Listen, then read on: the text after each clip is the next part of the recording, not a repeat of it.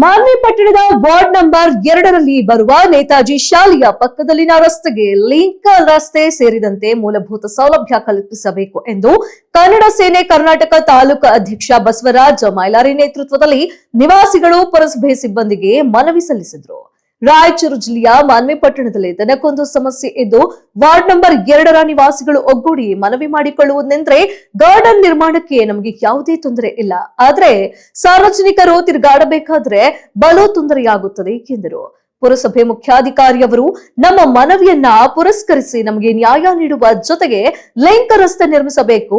ಒಂದು ವೇಳೆ ನಿರ್ಲಕ್ಷ್ಯ ತೋರಿದೆ ಆದಲ್ಲಿ ಪ್ರತಿಭಟನೆ ಹಮ್ಮಿಕೊಳ್ಳಲಾಗುವುದು ಎಂದು ಎಚ್ಚರಿಕೆ ನೀಡಿದ್ದಾರೆ. ಥರ್ಡ್ ಒನ್, ಶಾಲೆಯಿಂದ ಇಬ್ಬರ ಮಕ್ಕಳ ಅಪಹರಣವಾಗಿದೆ. ಕಾರ್ಯಕ್ರಮ ಬಂದಾಗ ವಿಷಯ ಬಗ್ಗೆ ವಾರ್ಡ್ ನಂಬರ್ ನಿವಾಸಿಗಳನ್ನು ಅವರ ಗಮನಕ್ಕೆ ಸ್ಪಂದಿಸಿದ ಸಂಬಂಧಪಟ್ಟಂತ ಅಧಿಕಾರಿಗಳಿಗೆ ಹೇಳುತ್ತಾ ಎಂದು ಆಶ್ವಾಸನ. ಆದರೆ ಇದುವರೆಗೂ ಸಂಬಂಧಪಟ್ಟಂತ ಅಧಿಕಾರಿ ಹೇಳುತ್ತೇನೆ ಯಾವುದೇ ಕ್ರಮವನ್ನು ಕೈಗೊಳ್ಳಲು